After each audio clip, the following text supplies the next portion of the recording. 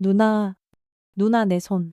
내 손가락이 없어졌어. 새벽 3시 14분. 빗소리가 창문을 세차게 두드리는 어두운 새벽이었어요. 전화기 너머로 들려온 21살 남동생의 처절한 흐느낌. 목소리는 극도의 공포와 절망으로 부들부들 떨리고 있었고 숨소리조차 고통으로 끊어질 듯 이어지고 있었죠. 진우야. 무슨 일이야? 무슨 소리야? 그게 천천히 말해봐. 유지하는 침대에서 벌떡 일어나며 소리쳤습니다. 심장이 미친 듯이 뛰기 시작했고 온몸에 소름이 쫙 돋았어요. 10년 전 신림동 뒷골목을 주름잡던 시절에도 느껴보지 못한 공포가 척추를 타고 섬뜩하게 올라왔습니다. 누나, 피가 너무 많이 나. 손가락이 없어. 내 손가락들이. 동생의 목소리는 점점 희미해지고 있었습니다. 의식을 잃어가고 있는 게 분명했어요. 진우야, 정신 차려. 지금 어디야? 누나가 갈게. 어디 있는지 말해. 하지만 동생의 대답 대신 들려온 것은 갑작스러운 소음이었습니다. 전화기가 바닥에 쿵 떨어지는 소리, 여러 사람들의 급한 발걸음 소리, 그리고 의료진으로 보이는 사람들의 다급한 목소리가 들려왔어요. 환자 의식 잃었습니다. 수혈 준비하세요. 오른손 손가락 3개. 완전 절단입니다. 지혈 먼저 해야 돼요. 보호자분이세요. 지금 환자분이 의식을 잃으셨어요. 손가락 3개가 일단 응급수술 들어갑니다. 서울 아산병원이에요. 그리고 끊어진 전화. 지아는 그 자리에 잠시 얼어붙어 있었습니다. 손가락이 없어졌다고 3개나 그것도 요리사가 꾸민 내 동생. 진우의 손가락이 아니야. 이건 꿈이야. 악몽이야. 하지만 떨리는 손에 쥔 휴대폰의 통화 기록은 이것이 현실임을 잔인하게 증명하고 있었죠. 통화 시간 2분 43초. 그 짧은 시간 동안 그녀의 세계는 완전히 무너져 내렸습니다. 지아는 옷장으로 달려가 아무거나 걸쳤어요. 검은색 청바지에 회색 후드티, 그리고 현관 앞 신발장 깊숙한 곳에 숨겨둔 가죽 재킷을 꺼냈습니다. 10년 전 신림동 뒷골목을 지배하던 시절 입었던 바로 그 재킷이었죠. 재킷을 입는 순간 과거의 기억이 파편처럼 스쳐 지나갔습니다. 비릿한 피냄새, 칼이 부딪히는 쇳소리, 그리고 그녀를 칼잡이라 부르며 두려워하던 사람들의 눈빛. 진우야, 누나가 간다. 조금만 버텨. 빗속을 뚫고 택시를 잡아탄 지아는 기사에게 다급히 외쳤습니다. 서울 아산병원이요. 최대한 빨리요. 돈은 얼마든지 드릴게요. 손님, 새벽에 무슨 일이? 제발요. 제 동생이 죽어가고 있어요. 기사는 지아의 절박한 표정을 보고는 더 이상 묻지 않고 엑셀을 힘껏 밟았습니다. 빗물에 젖은 도로를 가로지르며 택시는 병원을 향해 질주했어요. 차창 밖으로 스쳐 지나가는 서울의 새벽 풍경. 네온 사인이 희미하게 깜빡이는 거리. 간간히 보이는 취객들. 그리고 여전히 세차게 쏟아지는 비. 하지만 지아의 눈에는 아무것도 들어오지 않았습니다. 그녀의 머릿속에는 오직 동생 진우의 모습만이 가득했거든요. 누나, 나 요리 아카데미 합격했어. 드디어 요리사가 될 수 있어. 불과 6개월 전. 합격 통지서를 들고 아이처럼 뛰어오던 진우의 환한 미소가 떠올랐습니다. 서울 최고의 요리 아카데미야. 여기 졸업하면 미슐랭 레스토랑에도 갈 수 있대. 누나, 나중에 내가 만든 요리 매일 해줄게. 그토록 기뻐하던 아이가, 그토록 꿈에 부풀어 있던 아이가 지금 손가락을 잃고 병원에 누워있다니. 제발 무사해야 해. 오전 8시 30분. 서울 아산병원 수술실 앞 지아가 병원에 도착했을 때는 이미 수술이 한창 진행 중이었습니다. 수술 중이라는 빨간 불빛이 마치 그녀의 심장을 쿡쿡 찌르는 것 같았어요. 대기실 의자에 앉아있던 오시간은 평생처럼 길게 느껴졌습니다. 벽에 걸린 시계의 초침 소리가 고문처럼 들렸고 가끔씩 들려오는 다른 환자들의 신음소리가 그녀의 불안을 더욱 증폭시켰죠. 그러던 중 한 명의 경찰관이 다가왔습니다. 유지아 씨 맞으시죠? 유진우 씨 보호자. 네, 맞습니다. 무슨 일로? 사건 경위를 조사하러 왔습니다. 학교 측에서는 실습 중 사고라고 하는데 상황이 좀 이상해서요. 이상하다니 무슨 뜻이죠? 경찰관이 태블릿을 꺼내 보여주었습니다. 거기에는 진우가 발견된 현장 사진이 있었어요. 보시다시피 피해자가 발견된 곳은 학교 지하 창고입니다. 새벽 2시에 학생이 거기서 혼자 실습을 할 이유가 없죠. 지아의 눈이 매섭게 날카로워졌습니다. 10년 전 수많은 험한 일을 겪었던 그녀의 직감이 말하고 있었어요. 이건 단순한 사고가 아니라고. 그리고 더 이상한 건 경찰관이 목소리를 낮췄습니다. 손가락이 너무 깔끔하게 잘렸다는 겁니다. 마치 누군가 의도적으로 자른 것처럼요. 바로 그 수술실 문이 열렸습니다. 유진호 환자 보호자분이세요. 피로에 지친 얼굴에 중년 의사가 마스크를 내리며 나타났어요. 그의 표정은 어둡기만 했습니다. 네, 누나입니다. 우리 진호가? 어떻게 됐나요? 의사는 깊은 한숨을 쉬며 말을 시작했습니다. 일단 생명에는 지장이 없습니다. 출혈이 심했지만 다행히 수혈이 제때 이루어져서 안정을 찾았고요. 다행이네요. 정말 다행이에요. 하지만 의사의 다음 말에 지아는 다시 한번 절망의 나락으로 떨어졌습니다. 하지만 오른손 검지, 중지, 약지, 세 손가락을 잃었습니다. 절단면이 너무 심하게 손상되어서 재접합이 불가능한 상태였어요. 정말 죄송합니다. 세상이 멈춘 것 같았습니다. 시계 소리도, 사람들의 발자국 소리도, 모든 것이 사라지고 오직 의사의 말만이 메아리처럼 윙윙 울렸어요. 손가락 3개. 요리사에게 가장 중요한 손가락 3개를 잃었다. 어떻게 이런 일이? 저희도 의아한 게 의사가 주저하며 말을 이었습니다. 이건 단순한 사고가 아닌 것 같습니다. 절단면을 보니 매우 날카로운 도구로 정확하게 잘린 흔적이에요. 누군가 의도적으로 손가락을 자른 것 같습니다. 의도적으로요? 네. 그것도 매우 능숙하게요. 마치 정육점에서 고기를 자르듯이 정확하게 관절 부위를 잘랐어요. 지아의 얼굴이 창백해졌다가 서서히 붉어지기 시작했습니다. 분노가 가슴 깊은 곳에서부터 용암처럼 들끓어 오르고 있었어요. 지금 환자를 볼 수 있나요? 회복실로 옮겼습니다. 아직 마취가 덜 깨어서 의식은 없지만 면회는 가능합니다. 회복실로 향하는 복도를 걸으며 지아는 주먹을 꽉 쥐었습니다. 손톱이 손바닥을 파고들 정도로 세게 쥐었지만 아픔조차 느껴지지 않았어요. 회복실 침대에 누워있는 진우의 모습을 본 순간 지아는 무릎이 꺾일 뻔했습니다. 창백한 얼굴, 산소 마스크를 쓴 채 가쁘게 숨쉬는 모습, 그리고 무엇보다 하얗게 붕대로 감긴 오른손. 이제는 영원히 완전하지 못할 그 손. 진호야. 지아는 침대 옆에 무릎을 꿇고 앉았습니다. 진호의 왼손을 조심스럽게 잡으며 속삭였어요. 미안해. 누나가 지켜주지 못해서 미안해. 그때 진우의 눈꺼풀이 미세하게 떨렸습니다. 서서히 눈을 뜨는 진우. 초점 없던 눈동자가 지아를 발견하고는 순간 눈물로 가득 찼습니다. 나, why? 말하지 마. 힘들지 누나. 내 손가락이. 진우가 붕대로 감긴 오른손을 보며 아이처럼 울기 시작했습니다. 그 울음소리는 단순한 슬픔이 아니었어요. 꿈을 잃은 자의 절망, 미래를 빼앗긴 자의 통곡이었습니다. 이제 요리 못해? 칼도 못 잡아. 내 꿈이. 진우야, 진정해. 일단, 누가 이렇게 했는지 말해줄 수 있어. 진우의 눈에 공포가 스쳐 지나갔습니다. 몸을 부르르 떨며 고개를 저었어요. 못 말해. 말하면 더 큰일 나. 진우야, 누나를 봐. 누나가 누군지 알잖아. 누나를 믿고 말해봐. 하지만 진우는 계속 고개를 저으며 입을 다물었습니다. 그 모습에서 지아는 이것이 단순한 학교 폭력이 아님을 직감했어요. 이것은 더 크고 조직적인 무언가였습니다. 지아는 진우의 이마에 입을 맞추고 일어났습니다. 알았어. 지금은 쉬어. 누나가 알아서 할게. 병실을 나온 지아는 복도 끝 화장실로 향했습니다. 아무도 없는 화장실에서 그녀는 거울을 마주봤어요. 거울 속의 자신은 더 이상 평범한 30대 여성이 아니었습니다. 10년 전 신림동 뒷골목을 피로 물들이며 칼잡이라 불렸던 그 시절의 서늘한 눈빛이 되살아나고 있었습니다. 지아는 휴대폰을 꺼내 오래된 번호 하나를 찾았습니다. 10년 동안 한 번도 연락하지 않았던, 하지만 절대 지우지 못했던 번호였죠.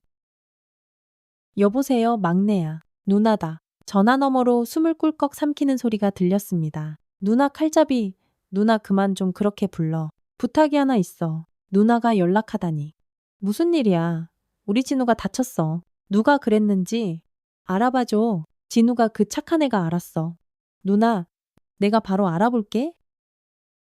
전화를 끊은 지아는 다시 거울을 봤습니다. 그리고 낮게 중얼거렸어요. 10년 만이네. 29에 은퇴한 전설의 칼잡이. 최은서. 아니, 유지아? 그녀가 다시 칼을 들 시간이 왔습니다. 여러분, 안녕하세요. 오늘도 찾아와 주셔서 정말 감사합니다. 지금 어디서 이 이야기를 듣고 계신가요? 퇴근길 붐비는 지하철 안은 아니신가요? 아니면 집에서 편안히 쉬고 계신가요? 혹시 운전 중이시라면 안전운전 하시고요. 잠시 댓글로 지금 계신 곳을 알려주시고 좋아요와 구독 한 번씩 눌러주시면 정말 큰 힘이 됩니다. 여러분의 작은 관심이 더 좋은 이야기를 만드는 원동력이거든요.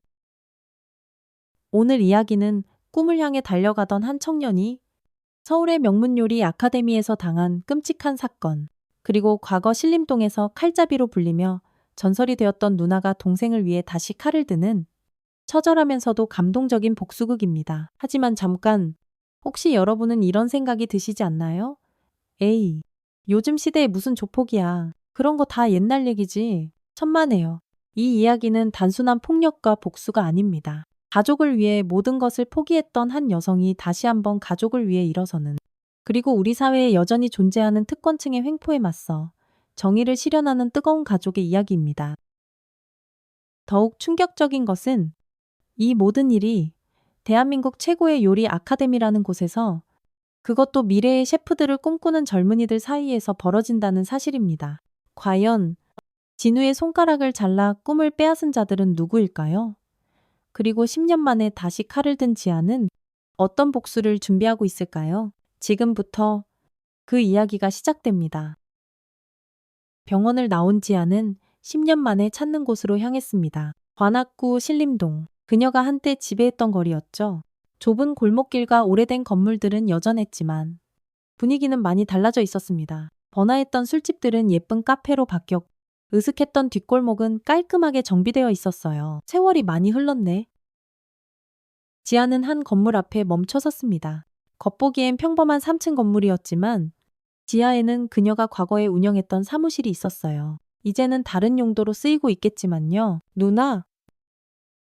뒤에서 들려온 목소리에 지아가 돌아봤습니다. 20대 후반의 건장한 청년이 숨을 헐떡이며 달려오고 있었어요. 막내.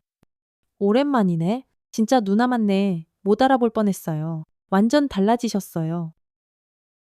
한때 그녀의 오른팔이었던 박준서. 통칭 막내였습니다. 지금은 합법적인 경호업체를 운영하고 있다고 들었어요. 커피나 한잔할까? 근처 카페에 자리를 잡은 두 사람. 막내는 지아를 신기한 듯 바라봤습니다. 누나, 정말 평범하게 사셨구나. 소문으로만 들었는데 동생 때문에 손 씻으셨다고. 그래.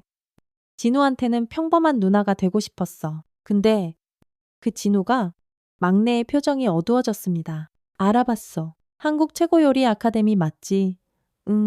6개월 전에 입학했어. 그 학교. 누나. 보통 학교가 아니야. 막내가 태블릿을 꺼내 자료를 보여주기 시작했습니다. 겉으로는 국내 최고의 요리 학교지. 미슐랭 셰프들도 많이 배출하고, 근데 속은 완전 썩었어. 화면에는 학교의 내부 구조가 나타났습니다. 지아의 눈이 날카로워졌어요. 이게 뭐야? 카스트 제도의 학생들을 4계급으로 나눠. A급은 재벌가나 고위층 자녀들, B급은 중산층, C급은 일반 서민, 그리고 D급은 특기생이나 장학생들이야. 진우도 아마 D급일 거야. 지아의 주먹이 떨렸습니다. 그래서 D급 학생들은 사실상 노예야. A급 학생들의 심부름, 청소, 설거지, 심지어 과제 대행까지. 거부하면 막내가 다른 사진들을 보여줬습니다. 지아는 경악했어요. 멍들고 상처 입은 학생들의 사진이었습니다. 이게 다 D급 학생들이야. 반항하다가 당한 거지. 근데 학교는 모른 척해. 왜냐하면 학교 이 사진이 전부 A급 학생들 부모들이거든. 대기업 총수, 국회의원, 검찰 고위층, 한국 사회의 상위형 1%가 다 모여 있어. 지아는 이제 이해했습니다. 진우가 왜 가해자를 말하지 못했는지를. 진우 사건도 조사했어. 근데 누나, 이게 좀 이상해. 막내가 다른 파일을 열었습니다. 진우가 입학하고 처음엔 문제 없었어. 실력도 뛰어나고 성실해서 교수들한테 인정받았대. 근데 한 달 전부터 갑자기 타겟이 됐어. 한 달 전 무슨 일이 있었는데 학교 메인 셰프 선발대회가 있었어. 1년에 한 번 하는 건데 우승하면 학교 대표로 해외 연수도 가고 미슐랭 레스토랑 취업도 보장돼. 설마. 맞아. 진우가 예선에서 1등했어. D급 주제. 지아의 눈에 분노가 이글이글 타올랐습니다. 그것 때문에 그것도 있는데 더 큰 문제가 있어. 진우가 이긴 상대가 하필이면 막내가 사진 하나를 확대했습니다. 20대 초반의 거만한 인상의 청년이었어요. 이강혁. 한성그룹 회장 아들이야. 학교 A급의 리더고. 사실상 학교의 숨은 권력자지. 한성그룹이라면. 맞아. 국내 3위 대기업. 근데 이 이강혁이 얼마나 잔인한 놈인지 알아. 작년에도 한 학생을 반신불수로 만들었는데 무혐의로 풀려났어. 막내가 다른 자료를 보여줬습니다. 강태준. 아니, 이강혁의 범죄 기록이었어요. 하지만 모두 무혐의나 기소유예로 끝나 있었죠. 이 새끼가 진우 손가락을. 확실해. 목격자도 있어. 목격자 막내가 조심스럽게 말했습니다. D급 학생인데 너무 무서워서 경찰한테도 말 못하고 있어. 내 쪽 사람 통해서 겨우 만났는데 뭐라고 했어? 새벽 2시쯤 이강혁이 패거리넷과 함께 진우를 지하 창고로 끌고 갔대. 거기서 비명소리가 1시간 동안 들렸고 막내가 말을 멈췄습니다. 지아가 재촉했어요. 계속해. 이강혁이 직접 식칼로 진우 손가락을 하나씩 잘랐대. 그러면서 했던 말이 뭐라고 했는데 D급 주제에 나한테 이기면 이렇게 된다. 내 손가락이 없으면 요리는 꿈도 꾸지 마라. 황지아의 주먹이 테이블을 내리쳤습니다. 커피잔이 넘어지고 주변 사람들이 놀라 쳐다봤어요. 미안. 지아가 숨을 고르며 말했습니다. 그 목격자. 만날 수 있어. 위험해. 누나. 이강혁 패거리가 계속 감시하고 있어. 상관없어. 주소 줘? 막내는 망설이다가 메모를 건넸습니다. 누나. 예전 같지 않아. 걔들은 진짜 권력이야. 경찰도, 검찰도 다 걔들 편이라고. 지아가 차가운 미소를 지었습니다. 걱정 마. 나도 예전 같지 않거든. 카페를 나온 지아는 곧장 목격자가 있다는 곳으로 향했습니다. 신림동의 작은 원룸촌이었어요. 초인종을 누르자 한참 후에야 문이 살짝 열렸습니다. 뭐래? 누구세요? 문틈 사이로 겁에 질린 여학생의 얼굴이 보였어요. 얼굴에는 아직 붓기가 남아 있었죠. 유진우의 누나예요. 준서가 연락했을 거예요. 아, 들어오세요. 빨리요. 좁은 원룸 안으로 들어간 지아는 여학생의 상태를 확인했습니다. 온몸에 멍이 들어있었고 특히 손목에는 화상 자국까지 있었어요. 이름이 김민지예요. 진우 오빠랑 같은 D급이에요. 무서워하지 마. 천천히 말해줘. 그날 밤에 뭘 봤는지.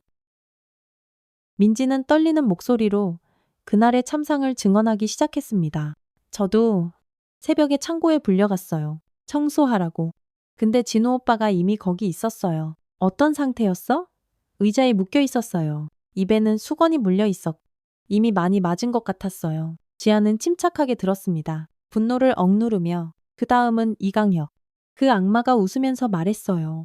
너희들이 잘 봐둬라. 감히 우리에게 도전하면 어떻게 되는지? 민지의 눈에서 눈물이 주르륵 흘렀습니다. 그리고는 부엌칼을 꺼냈어요. 엄청 큰 거였어요. 정육점에서 쓰는 그런. 계속해. 처음엔 협박만 하는 줄 알았어요.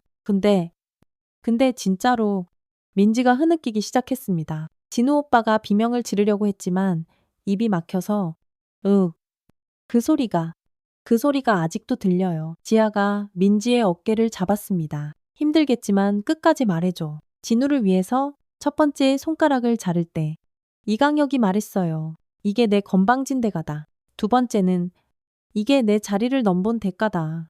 세 번째는 이게 D급 주제에 꿈을 꾼 대가다. 지아의 온몸에서 살기가 뿜어져 나왔습니다. 민지가 놀라 뒤로 물러났어요. 미안. 그런데 왜 신고하지 않았어? 민지가 떨리는 손으로 휴대폰을 꺼냈습니다. 거기에는 끔찍한 사진이 있었어요. 이게 뭐야 저희. 부모님이에요. 집 앞에서 찍은 사진이에요. 만약 말하면 부모님도 해치겠다고. 지아는 이제 완전히 이해했습니다. 이들은 단순한 학교 일진이 아니었어요. 조직적이고 잔인한 범죄 집단이었습니다. 증거는 있어. 제가 몰래 동영상을 찍었어요. 보여줘. 민지가 떨리는 손으로 동영상을 재생했습니다. 화질은 좋지 않았지만 충분히 알아볼 수 있었어요. 이강혁의 얼굴, 그의 잔인한 행동, 그리고 진우의 고통. 지아는 영상을 끝까지 보지 못했습니다. 중간에 멈추고 고개를 돌렸어요. 이걸 왜 가지고 있어? 언젠가는 정의가 실현될 거라고 믿었어요. 하지만 아무도 우리 편이 없어요. 지아가 일어섰습니다. 이제 있어. 내가 너희 편이야. 하지만 어떻게 해요? 그들은 너무 강해요. 돈도 권력도 다 가졌어요. 지아가 가죽 재킷의 안주머니를 만졌습니다. 그곳에는 10년 전 마지막으로 사용했던 그녀의 상징이 있었죠. 그들이 가지지 못한 게 하나 있어. 뭔데요? 칼잡이의 칼. 지아는 민지에게 안전한 곳으로 피신하라고 당부한 후 밖으로 나왔습니다. 이제 다음 목적지는 정해졌어요. 한국 최고 요리 아카데미. 택시 안에서 지아는 옛 기억을 떠올렸습니다. 21살의 지아. 신림동 뒷골목에서 처음 칼을 들었던 날. 누님, 싸움은 칼이 전부가 아닙니다. 중요한 건 적을 알고, 약점을 찾고 정확한 타이밍에 치는 겁니다. 그녀의 스승이었던 조직의 보스가 했던 말이었죠. 그는 지아에게 단순한 폭력이 아닌 전략을 가르쳤습니다. 하지만 가끔은 압도적인 폭력만이 답일 때도 있지. 지아는 쓴웃음을 지었습니다. 10년 동안 봉인했던 그 가르침을 다시 떠올리게 될 줄이야. 오후 4시 한국 최고 요리 아카데미 정문. 웅장한 건물과 현대적인 시설. 겉보기에는 정말 훌륭한 교육기관이었습니다. 하지만 지아는 이미 알고 있었어요. 이 화려한 외관 뒤에 숨겨진 썩은 내면을. 방문 목적이 어떻게 되시죠? 경비원이 물었습니다. 동생 면담 왔어요. 유진우 보호자입니다. 아, 그 사고 학생이군요. 잠시만요. 경비원이 어딘가에 전화를 했습니다. 그의 표정이 미묘하게 변했어요. 죄송하지만 오늘은 면담이 어렵다고 하네요. 이유가 뭐죠? 그냥 위에서 그렇게 하라고? 지아는 더 이상 기다릴 수 없었습니다. 그녀는 경비원을 지나쳐 안으로 들어갔어요. 잠깐 멈추세요. 하지만 지아는 이미 건물 안으로 들어섰습니다. 넓은 로비, 대리석 바닥, 천장에 매달린 거대한 샹들리에 모든 것이 부와 권력을 상징했죠. 저기, 당신 누구야? 젊은 남자 선후배로 보이는 학생들이 지아를 가로막았습니다. 그들의 유니폼에는 학생회라는 마크가 있었어요.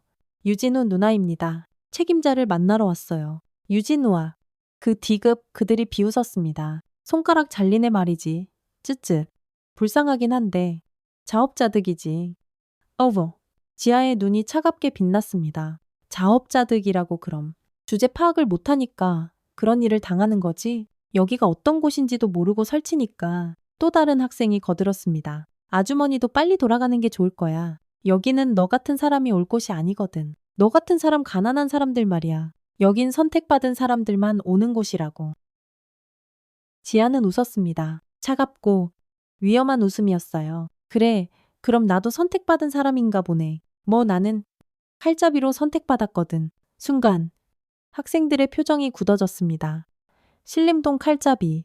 그 이름은 아직도 서울 뒷골목에서는 전설로 남아 있었거든요. 거짓말. 지아가 재킷 안에서 무언가를 꺼냈습니다. 은빛으로 반짝이는 접이식 칼이었어요. 그녀의 트레이드 마크였던 바로 그 칼. 이제 믿어. 학생들이 겁에 질려 뒤로 물러났습니다. 공포에 질린 표정이었어요. 자, 이제 이강혁이 어디 있는지 알려줄래? 이강혁 선배요. 내 동생 손가락 자른 그 쓰레기 말이야. 학생 중 한 명이 떨리는 손으로 위층을 가리켰습니다. 에나, 7층 특별 실습실에 있어요. 하지만 거기엔 그의 친구들도 다 있어요. 최소 10명은. 지아는 고개를 끄덕였습니다. 고마워. 그럼 너희는 여기서 조용히 있어. 만약 누구라도 따라오거나 연락하면 칼날이 번뜩였습니다. 손가락이 날아갈 거야. 학생들이 겁에 질려 고개를 끄덕였습니다. 지아는 엘리베이터로 향했어요. 엘리베이터 안에서 지아는 심호흡을 했습니다. 10년 만의 실전. 하지만 몸은 기억하고 있었어요. 근육의 긴장, 심장의 박동, 그리고 곧 시작될 폭력의 리듬을. 7층에 도착하자 복도는 조용했습니다. 지아는 특별 실습실이라고 적힌 문 앞에 섰어요. 안에서 웃음소리와 음악소리가 새어나왔습니다. 문을 열고 들어가자 넓은 실습실이 나타났어요. 최신식 조리기구들과 고급 재료들, 그리고 그 중앙에서 파티를 즐기고 있는 한 무리의 학생들. 그들 중심에 이강혁이 있었습니다. 사진으로 본 것보다 더 거만한 인상이었죠. 그는 와인을 마시며 친구들과 농담을 나누고 있었어요. 그래서 그 D급 새끼 손가락을 싹둑 잘라버렸지. 완전 통쾌했어. 친구들이 웃었습니다. 강혁이 너 진짜 대단해. 어떻게 그런 생각을 했어? 별거 아니야? 요리사한테 손가락이 없으면 끝이잖아. 완벽한 복수지. 근데 안 걸릴 리가. 우리 아빠가 이 학교 최대 후원자인데 경찰도 다 매수했. 그때 한 학생이 지아를 발견했습니다. 저기 누구야? 모든 시선이 지아에게 쏠렸어요. 이강혁이 눈을 가늘게 뜨며 물었습니다. 누구세요? 여기는 관계자 외 출입 금지인데. 지아가 천천히 앞으로 걸어갔습니다. 유진우의 누나야. 순간 실습실이 조용해졌습니다. 이강혁의 입가에 비열한 미소가 떠올랐어요. 아, 그 D급의 누나. 이런 곳까지 찾아오다니. 가족애가 대단하네요. 손가락 자른 게 너지 단도직입적인 질문에 이강혁이 웃음을 터뜨렸습니다. 증거라도 있어요. 난 그날 집에 있었는데 목격자가 있어. 목격자 설마. 그 겁쟁이 김민지 이강혁이 일어섰습니다. 키가 180은 훌쩍 넘어 보였어요. 그년 말을 믿어요. D급들은 원래 거짓말을 잘하거든. 돈 받고 뭐든 하는 애들이잖아. 지아의 주먹이 부들부들 떨렸습니다. 하지만 아직은 때가 아니었어요. 사과해. 지금 당장. 사과 내가 했잖아. 이강혁이 지아에게 다가왔습니다. 그의 친구들도 일어나 그녀를 둘러쌌어요. 아줌마. 여기가 어딘 줄 알아요? 돈도 없고 백도 없는 주제에. 어디서 큰 소리야. 마지막 기회야. 사과하고. 자수해. 하하. 이 여자 정신이 나갔나? 이강혁이 지아의 어깨를 거칠게 밀었습니다. 당신 동생처럼 손가락 잘리기 싫으면 빨리 꺼져. 내가 봐주는 거야. 그 순간이었습니다. 지아의 손이 번개처럼 움직였어요. 이강혁의 손목을 잡아 비틀자. 그가 비명을 질렀습니다. 으악. 너도 한번 느껴봐. 손을 쓸 수 없는 고통을. 뚝 끔찍한 소리와 함께 이강혁의 손목이 꺾였습니다. 그가 바닥에 쓰러지며 절규했어요. 으악, 내 손목. 친구들이 충격에 빠진 표정으로 지아를 바라봤습니다. 뭐 하는 거야? 경찰 불러하지만 지아는 이미 다음 행동에 들어갔습니다. 재킷에서 칼을 꺼낸 그녀의 움직임은 물 흐르듯 자연스러웠어요. 신명이라고 했지. 지아가 미소 지었습니다. 오랜만에 운동 좀 해볼까? 그날 한국 최고요리 아카데미 7층 특별실습실은 아수라장이 되었습니다. 신림동의 전설. 칼잡이가 돌아온 것입니다. 7층 특별실습실. 지하의 칼이 번뜩이는 순간 이강혁의 친구들은 본능적으로 위험을 감지했습니다. 하지만 이미 늦었죠. 다들 움직이지 마. 지하의 목소리는 차분했지만 그 속에는 10년간 억눌렀던 살기가 서려 있었습니다. 바닥에 쓰러진 이강혁은 부러진 손목을 부여잡고 신음하고 있었어요. 너 정말 칼잡이야? 한 학생이 떨리는 목소리로 물었습니다. 그래. 신림동 칼잡이. 들어봤을 거야. 학생들의 얼굴이 하얗게 질렸습니다. 그들도 그 이름은 알고 있었거든요. 서울 뒷골목의 전설. 한때 조직들조차 두려워했던 여자. 잠깐. 진정하고 얘기해요. 우리가 잘못했어요. 이제 와서 지아가 한 걸음 다가가자. 학생들이 겁을 먹고 뒤로 물러났습니다. 내 동생 손가락 자를 때는 재미있었겠지? D급 주제에 감히 너희에게 도전했다고. 한 학생이 조용히 휴대폰을 꺼내려 했습니다. 지아의 칼이 순식간에 날아갔어요. 쉭. 휴대폰이 두 동강 나며 바닥에 떨어졌습니다. 경고했잖아. 움직이지 말라고. 미친. 지아가 이강혁에게 다가갔습니다. 그는 고통스러워하면서도 여전히 거만한 표정을 잃지 않고 있었죠. 아직도 반성 안에 반성. 내가 뭘 잘못했는데 그저 주제 모르는 놈을 혼내줬을 뿐이야. 지아는 한숨을 쉬었습니다. 그리고 주방으로 걸어가 무언가를 찾기 시작했어요. 뭐 하는 거야? 학생들이 불안해하며 물었습니다. 지아는 대답 대신 커다란 식칼을 들어 보였어요. 정육용 칼이었습니다. 이거네. 이걸로 우리 진우 손가락을 잘랐지. 이강혁의 얼굴에 처음으로 진짜 두려움이 스쳤습니다. 설마 눈에는 눈, 손가락에는 손가락이지. 지아가 이강혁에게 다가가자 그가 바닥을 기며 뒤로 물러났습니다. 안 돼, 미쳤어. 진짜로 할 거야 너는. 진짜로 했잖아. 잠깐만 내가 돈 줄게. 얼마든지 지아가 멈췄습니다. 돈 그래. 10억 20억. 우리 아빠한테 말하면 바로 줄 수 있어. 그 돈으로. 우리 진우 손가락이 돌아와 그건 지아가 이강혁의 머리채를 잡아 일으켰습니다. 그리고 조리대 위에 그의 오른손을 올렸어요. 내 손가락 3개 우리 진우랑 똑같이 살려줘. 제발 잘못했어. 그때였습니다. 실습실 문이 벌컥 열리며 누군가가 들어왔어요. 그만 지아가 돌아보니 50대 후반의 중년 남성이 서 있었습니다. 고급 정장에 위험 있는 표정. 한눈에 봐도 평범한 사람은 아니었죠. 당신은 이 학교 이사장 이승국이다. 그리고 저 아이의 아버지지. 한성그룹 회장 이승국. 한국 재계의 거물이 직접 나타난 것입니다. 아버지 이강혁이 안도의 표정을 지었습니다. 제때 오셨군요. 지아가 칼을 내려놓지 않고 말했습니다. 아드님이 한 짓. 아시나요? 안다. 방금 보고 받았다. 이승국이 지아에게 다가왔습니다. 그의 뒤에는 검은 정장의 경호원들이 서 있었어요. 유지아 씨. 신림동 칼잡이. 당신에 대해서도 다 조사했. 그래서 당신 동생 일은 유감이다. 하지만 이런 식으로 해결할 일은 아니지 않나. 지아가 비웃었습니다. 그럼 어떻게 해결하죠? 경찰 당신들이 다 매수했잖아요. 오해가 있는 것 같은데. 오해 당신 아들이 직접 자랑했어요. 경찰도 다 매수했다고. 이승국의 표정이 미묘하게 변했습니다. 그건 아이가 허세를 부린 거다. 정말 그럴까? 정말 그럴까요? 지아가 휴대폰을 꺼냈습니다. 화면에는 녹음 파일이 떠 있었어요. 이게 뭐냐고요? 당신 아들과 친구들이 우리 진우를 고문하는 동영상이에요. 목격자가 찍은 거죠. 이승국의 얼굴이 굳어졌습니다. 그런 게 있을 리가?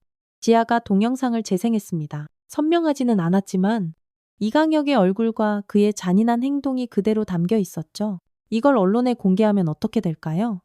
한성그룹 후계자가 학교에서 후배를 고문했다는 기사가 일면에 뜨겠죠. 이승국의 눈이 차가워졌습니다. 협박인가?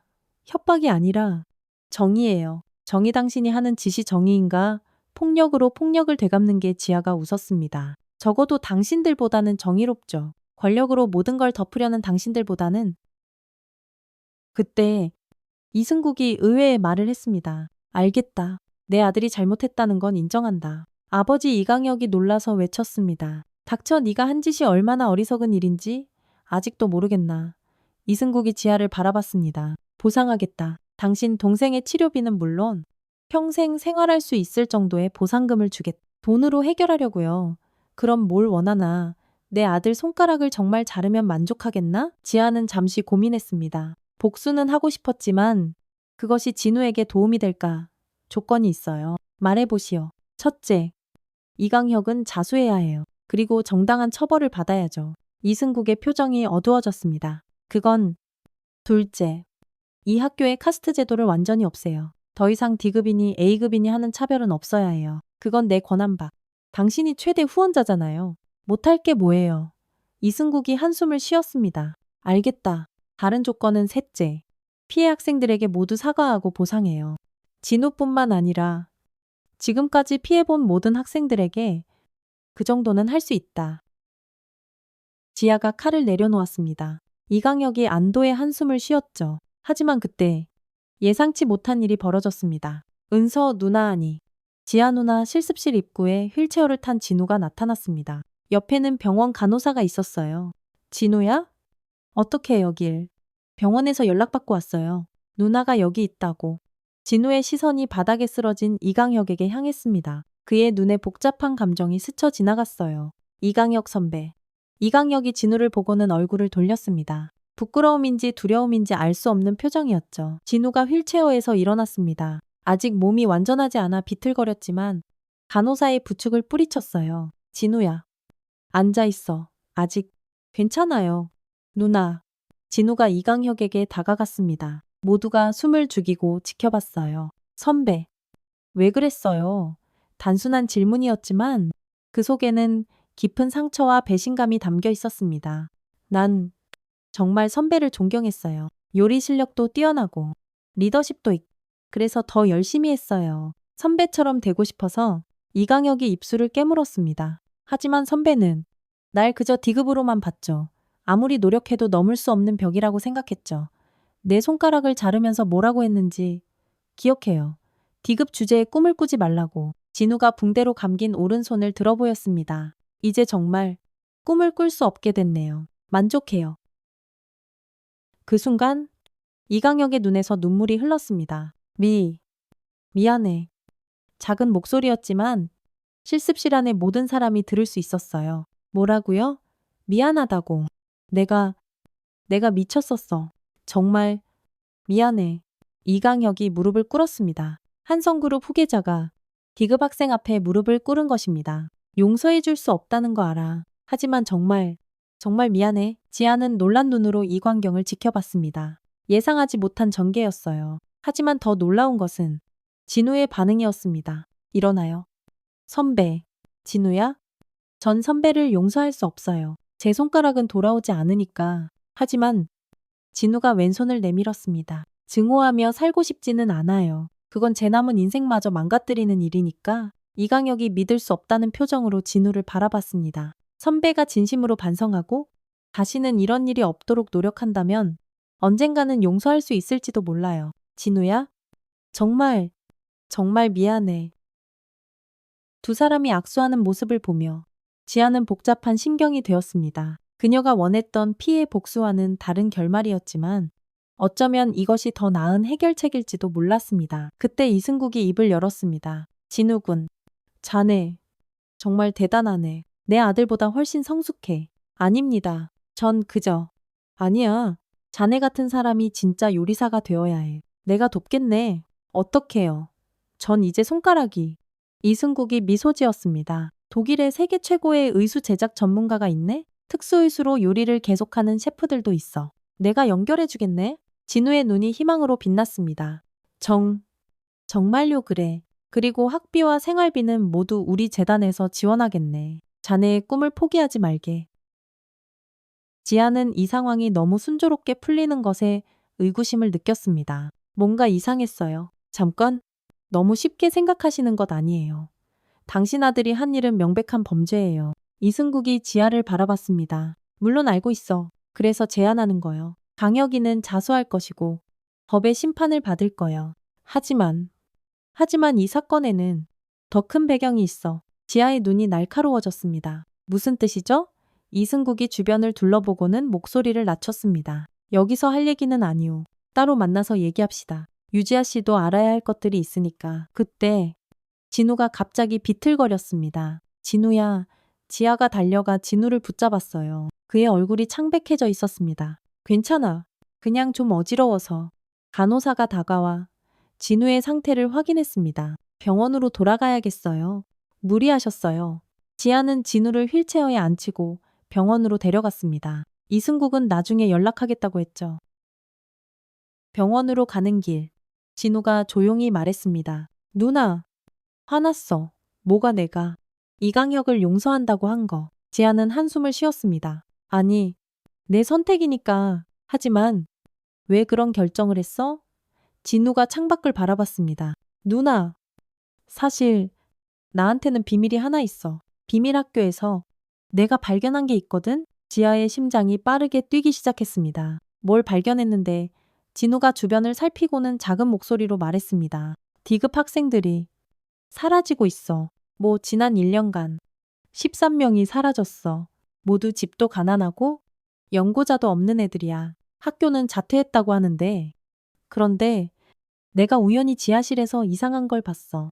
의료 장비들과 그리고 진우가 몸을 떨었습니다. 그리고 엄청나게 많은 피가 지아는 온몸에 소름이 돋았습니다. 이것은 단순한 학교 폭력이 아니었어요. 뭔가 더 크고 어두운 비밀이 숨어 있었습니다. 그래서 네가 조사하다가 들킨 거야. 진우가 고개를 끄덕였습니다. 내가 너무 많이 캐물었나 봐. 이강혁한테 경고를 받았어. 더 이상 캐묻지 말라고. 그런데 내가 계속하니까.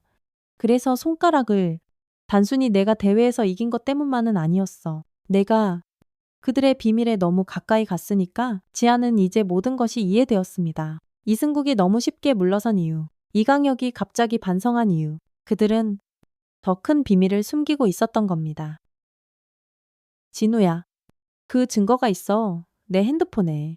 아, 맞다.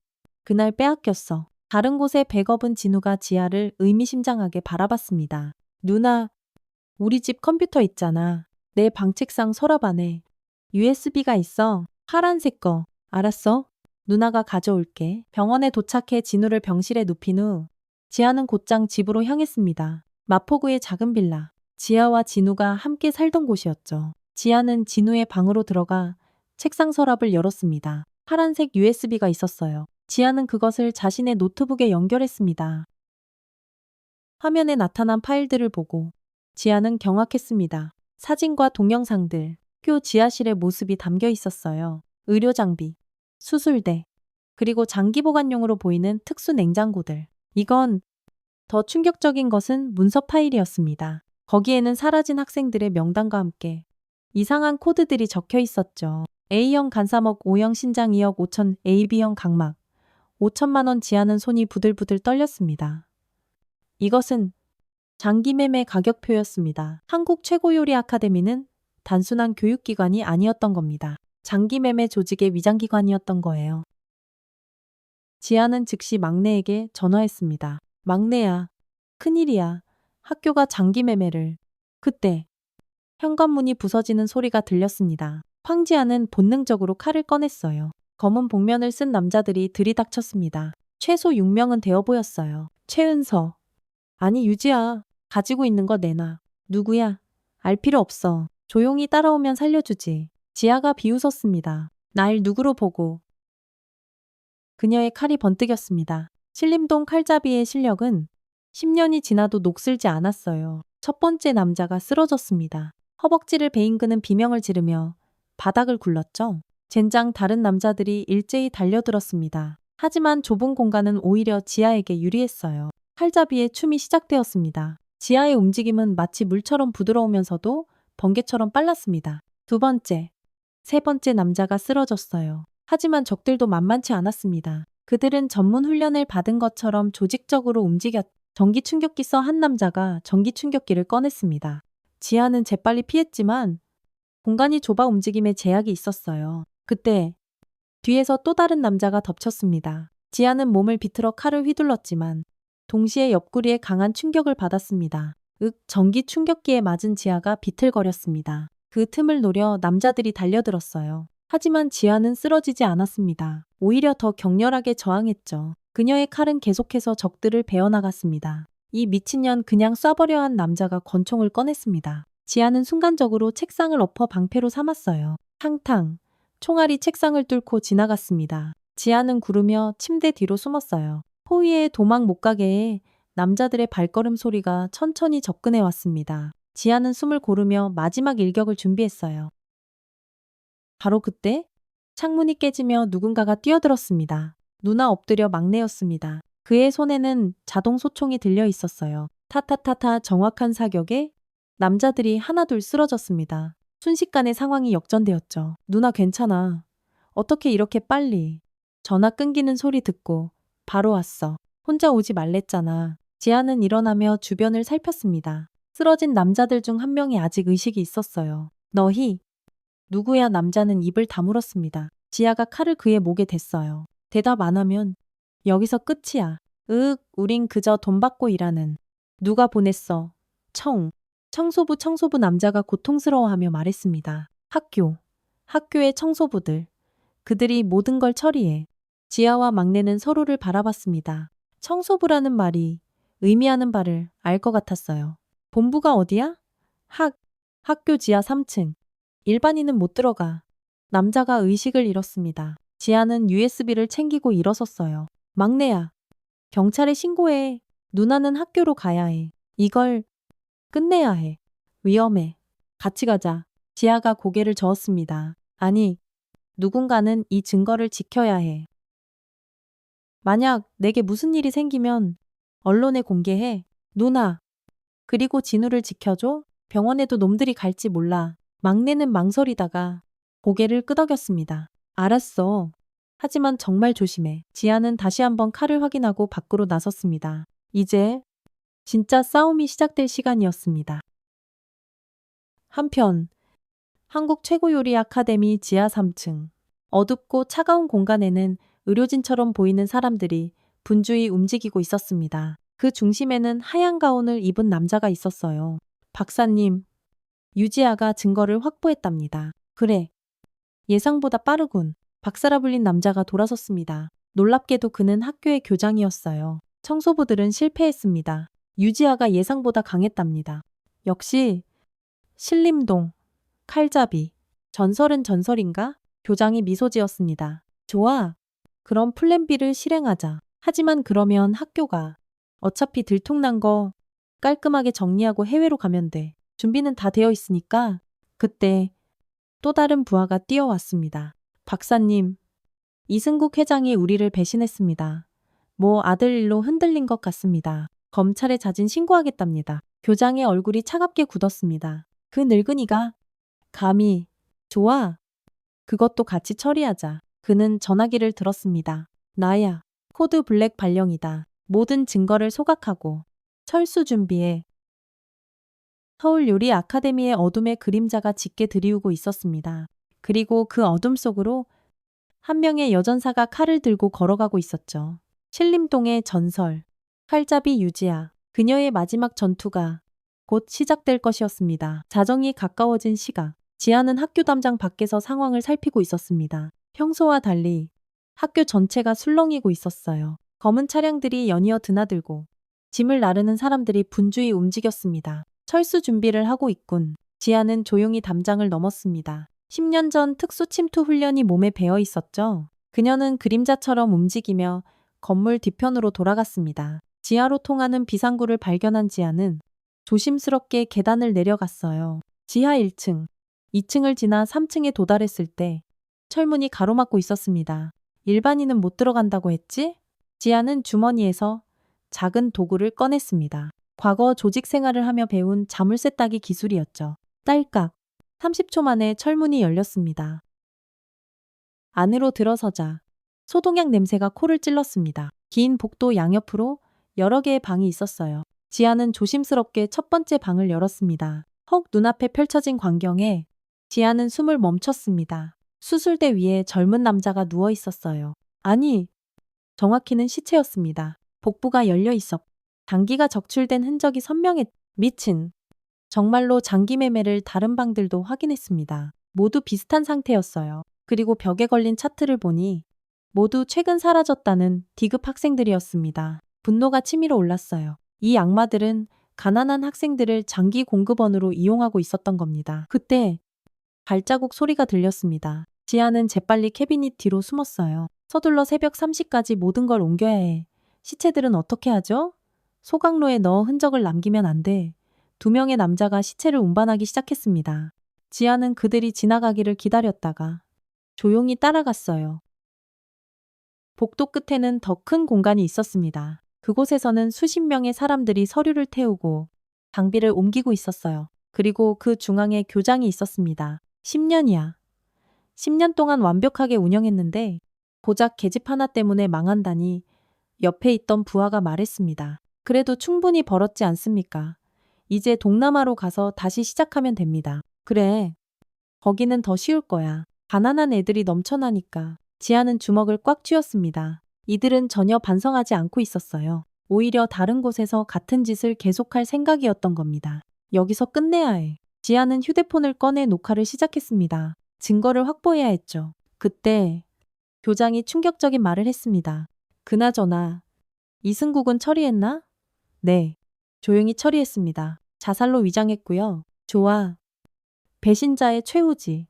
지아는 놀랐습니다. 이승국 회장이 죽었다고 그가 자수하려 했기 때문에 아들은 같이 처리했습니다. 교통사고로 위장했고요. 잘했어? 입막음은 확실해야지. 지아는 분노로 몸이 떨렸습니다. 이강혁이 아무리 나쁜 놈이었어도 죽을 죄는 아니었어요. 더구나 반성하고 있었는데 그때 누군가가 지아를 발견했습니다. 거기 누구야? 모든 시선이 지아에게 쏠렸습니다. 교장의 얼굴에 놀라움이 스쳤어요. 유지아. 맞아. 신림동 칼잡이다. 지아가 칼을 꺼내 들었습니다. 모두 꼼짝 마. 이미 경찰에 신고했어. 곧 포위될 거야. 교장이 웃었습니다. 허세 부리지 마. 여기 경찰은 뭐다. 우리가 다 막아놨거든. 정말 그럴까? 지아가 미소 지었습니다. 이승국 회장이 죽기 전에 검찰에 모든 자료를 넘겼어. 당신들 고객 명단, 돈의 흐름. 모든 것을 교장의 표정이 굳어졌습니다. 거짓말. 아니야. 그리고 내가 가진 증거와 합치면 완벽한 퍼즐이 완성되지. 그때 밖에서 사이렌 소리가 들려왔습니다. 수십 대의 경찰차 사이렌 소리였어요. 불가능해. 우리 라인은 완벽. 그 라인도 다 털렸어. 너희가 매수한 경찰, 검사, 판사 명단까지 다. 실제로 지아는 오기 전에 막내를 통해 언론사와 시민단체의 모든 자료를 공개했습니다. 이미 뉴스 속보로 나가고 있을 것이었죠. 교장이 부하들에게 소리쳤습니다. 비상 탈출로로 빨리 사람들이 우르르 도망치기 시작했습니다. 하지만 지아는 교장을 놓칠 수 없었어요. 어딜 가. 지아가 칼을 던졌습니다. 교장의 어깨에 정확히 꽂혔어요. 의학 교장이 쓰러졌습니다. 지아가 다가가 그의 멱살을 잡았어요. 우리 진우 같은 아이들을 몇 명이나 죽인 거야. 그건 비즈니스였어. 비즈니스. 사람 목숨이 비즈니스야. 지아가 주먹을 날렸습니다. 교장의 코가 부러지며 피가 터졌어요. 말해. 몇 명이야? 50명쯤. 지아는 충격에 몸이 굳었습니다. 50명. 꿈을 가진 젊은이들이 50명이나 희생되었. 그때 특수부대가 진입했습니다. 꼼짝마. 모두 손들어지 않은 천천히 일어나 손을 들었습니다. 하지만 입가에는 미소가 있었어요. 끝났다. 모든 것이 끝났다. 새벽 6시 서울지방경찰청. 지아는 조사실에서 진술을 마치고 나왔습니다. 정당방위와 시민 제보자로 인정받아 별다른 처벌은 없을 것 같았어요. 밖에는 막내와 진우가 기다리고 있었습니다. 누나 진우가 휠체어에서 일어나 지아에게 달려왔습니다. 진우야. 아직 무리하면 안 돼. 괜찮아요. 누나가 무사해서 다행이에요. 지아는 진우를 꼭 안았습니다. 미안해. 누나가 더 일찍 알았으면 누나 잘못이 아니에요. 누나 덕분에 더 많은 피해자가 생기지 않았잖아요. 막내가 다가왔습니다. 뉴스 봤어. 완전 난리야. 교육부 장관까지 연루됐. 정말. 응. 이번엔 제대로 다 털릴 것 같아. 시민들이 완전 분노했거든? 지아는 하늘을 올려다봤습니다. 아침 해가 떠오르고 있었어요. 끝났구나. 아니야. 누나. 진우가 말했습니다. 이제 시작이에요. 새로운 시작. 지아가 진우를 바라봤습니다. 독일 가서 치료받을 거야. 네. 그리고 다시 요리 공부할 거예요. 손가락이 없어도 할 수 있다는 걸 보여주고 싶어요. 우리 진우. 정말 강해졌네? 누나를 닮았나 봐요. 셋은 함께 웃었습니다. 6개월 후 독일 미넨. 최첨단 의술을 낀 진우가 요리를 하고 있었습니다. 아직 서툴지만 확실히 진전이 있었죠. 진우. 잘하고 있어. 지아가 격려했습니다. 그녀는 진우의 치료를 위해 함께 독일에 와 있었어요. 누나? 이것 봐요. 진우가 칼을 잡고 당근을 써는 모습을 보여줬습니다. 비록 예전만큼 빠르지는 않지만 확실히 요리가 가능했어요. 대단해. 그때 누군가가 주방으로 들어왔습니다. 안녕하세요. 전 미슐랭 투스타 레스토랑 자이트의 셰프 마이클입니다. 아, 안녕하세요. 마이클 셰프가 진우의 요리하는 모습을 지켜봤습니다. 훌륭하네요. 핸디캡을 극복하는 모습이 인상적입니다. 감사합니다. 혹시 우리 레스토랑에서 연수받을 생각 없나요? 당신 같은 셰프가 필요합니다. 진우의 눈이 반짝였습니다. 정말요네? 실력도 중요하지만 극복하는 정신력이 더 중요하거든요. 당신은 그걸 가지고 있어요. 지아와 진우는 서로를 바라보며 미소 지었습니다. 꿈은 계속되고 있었습니다. 그리고 한국에서는 한국 최고요리 아카데미 사건을 계기로 대대적인 교육개혁이 시작되었습니다. 카스트 제도는 완전히 폐지되었고 모든 학생이 평등하게 교육받을 수 있는 시스템이 만들어졌죠. 희생된 50명의 학생들을 기리는 추모비도 세워졌습니다. 거기에는 이런 문구가 새겨졌어요. 꿈을 빼앗긴 젊은 영혼들에게 다시는 이런 비극이 반복되지 않기를. 1년 후 지아는 한국으로 돌아왔습니다. 그녀는 학교폭력 피해자들을 돕는 단체를 설립했어요. 칼잡이의 칼이라는 이름의 이 단체는 수많은 피해 학생들의 희망이 되었습니다. 지아의 사무실에는 진우가 보낸 사진이 걸려 있었어요. 미슐랭 레스토랑에서 환하게 웃으며 요리하는 진우의 모습이었. 사진 아래에는 메모가 있었습니다. 누나, 나 해냈어. 이제 정말 셰프가 됐어. 누나가 지켜줘서 가능했어. 사랑해. 지아는 미소 지으며 창밖을 바라봤습니다. 신림동의 칼잡이는 이제 없었습니다. 하지만 정의의 칼을 든 유지아는 여전히 싸우고 있었어요. 이번에는 폭력이 아닌 사랑으로, 복수가 아닌 희망으로, 그것이 진정한 강함이라는 걸 이제는 알았으니까요. 2년 후, 독일 베를린, 미슐랭 3스타를 받은 레스토랑 호프뇽의 주방은 분주했습니다. 독일어로 희망을 의미하는 이 레스토랑은 최근 유럽 미식계의 새로운 별로 떠오르고 있었죠. 진우, 테이블 12번 메인 준비됐어. 네. 셰프 30초 후 나갑니다. 주방 한편에서 특수 이술을 낀 청년이 능숙하게 요리를 마무리하고 있었습니다. 유진우, 이제 23살이 된 그는 레스토랑의 수석 셰프가 되어 있었어요. 완벽해. 역시 우리의 기적의 셰프야. 동료들의 칭찬에 진우가 수줍게 웃었습니다. 처음 의술을 끼고 주방에 섰을 때는 토마토 하나 제대로 썰지 못했던 그였지만 이제는 그 누구보다 섬세한 요리를 만들어내고 있었죠. 퇴근 후 진우는 작은 카페에 들렀습니다. 그곳에서는 누군가가 기다리고 있었어요. 민지 누나. 진우야. 오랜만이야. 김민지였습니다. 그녀는 이제 베를린 예술대학에서 사진을 공부하고 있었어요. 서울 요리 아카데미 사건 이후 그녀도 새로운 삶을 시작한 것입니다. 요즘 어때 좋아? 다음 달에 첫 개인전을 열어. 주제는 상처와 치유야. 민지가 태블릿으로 작품들을 보여줬습니다. 그 중에는 진우의 의숙긴 손이 요리하는 모습을 찍은 사진도 있었어요. 이건 내 허락을 받고 싶었어. 이 사진이 많은 사람들에게 희망을 줄 수 있을 것 같아서 진우가 고개를 끄덕였습니다. 좋아. 나도 누군가에게 희망이 될 수 있다면. 두 사람은 커피를 마시며 지난 시간들을 돌아봤습니다. 상처받은 영혼들이었지만 이제는 서로를 치유하며 앞으로 나아가고 있었죠. 그때 진우의 휴대폰이 울렸습니다. 누나 응. 지금 민지 누나랑 있어? 뭐 진짜 대박 통화를 끝낸 진우의 얼굴에 환한 미소가 번졌습니다. 무슨 일이야? 우리 누나가 이번에 대통령 표창 받는데 학교폭력 근절에 기여한 공로로 한편 서울 광화문 대통령 표창 수여식장에는 수많은 사람들이 모여 있었습니다. 그 중에서도 유독 눈에 띄는 것은 칼잡이의 칼단체 회원들이었죠. 유지아 대표님, 앞으로 나와주시기 바랍니다. 검은색 정장을 입은 지아가 단상으로 올라갔습니다. 34살이 된 그녀는 더 이상 거친 칼잡이가 아니었어요. 부드러우면서도 강인한 시민운동가의 모습이었습니다. 유지아 대표는 지난 2년간 학교폭력 피해자 300여 명을 구조하고 가해자 교육 프로그램을 통해 200여 명을 선도했습니다. 특히 노카스트 운동을 통해 교육 평등 실현에 크게 기여했습니다. 박수가 터져나왔습니다. 지아는 담담하게 상을 받았어요. 시상식 후 기자들이 몰려들었습니다. 유 대표님, 과거 조직 생활을 했다는 것이 사실인가요?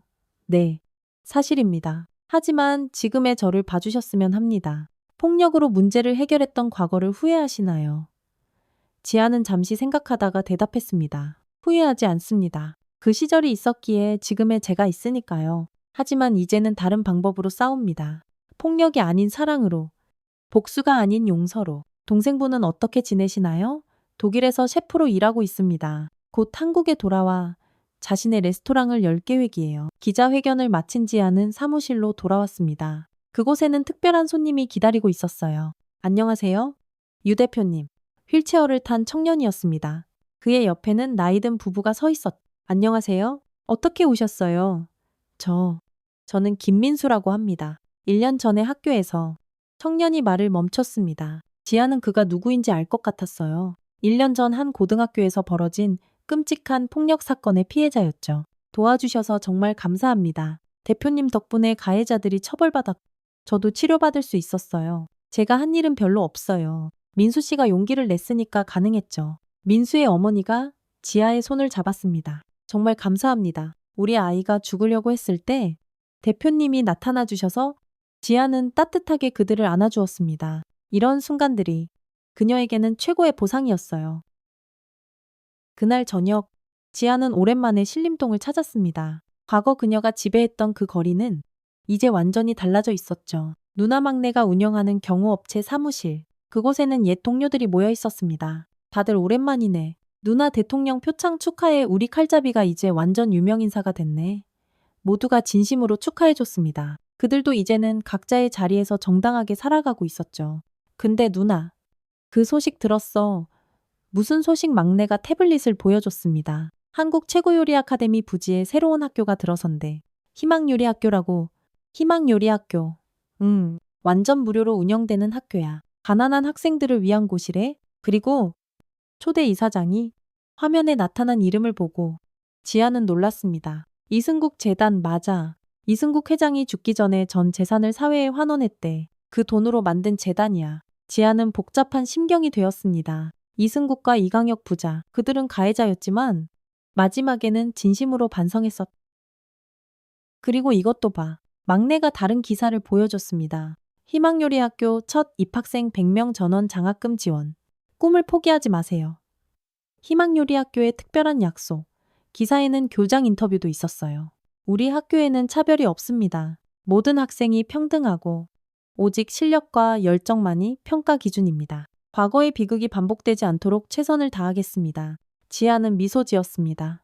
비극의 장소가 희망의 공간으로 바뀐 것입니다. 다음 날, 지아는 희망요리학교를 방문했습니다. 유지아 대표님 영광입니다. 젊은 교장이 반갑게 맞이했어요. 학교가 정말 좋네요. 네, 최고의 시설로 준비했습니다. 하지만 가장 중요한 건 시설이 아니라 정신이겠죠. 지아는 학교를 둘러봤습니다. 밝은 표정의 학생들이 열심히 실습하고 있었어요. 저기, 혹시 한 학생을 발견한 지아가 다가갔습니다. 왼손에 의수를 낀 여학생이었어요. 안녕하세요. 전 김소희라고 해요. 의수를 끼고도 요리를. 네, 유진우 셰프님 기사를 보고 용기를 얻었어요. 저도 할 수 있다고 믿어요. 지아는 가슴이 뭉클해졌습니다. 진우의 이야기가 다른 사람들에게 희망이 되고 있었던 겁니다.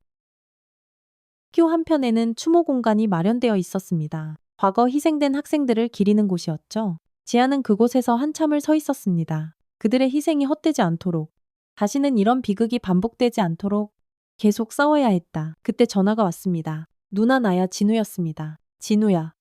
잘 지내 응 누나. 내가 다음 달에 한국 간다.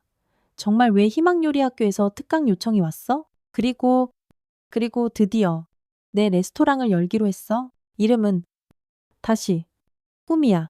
지아는 미소 지었습니다. 멋진 이름이네. 누나가 항상 말했잖아. 포기하지 않으면 다시 꿈꿀 수 있다고. 통화를 끝낸 지아는 하늘을 올려다봤습니다. 맑은 하늘이었습니다.